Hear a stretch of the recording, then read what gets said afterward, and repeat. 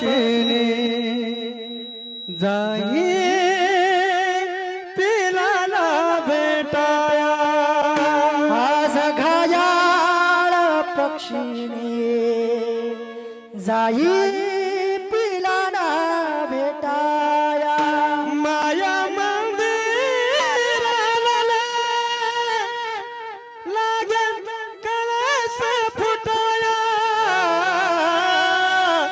आज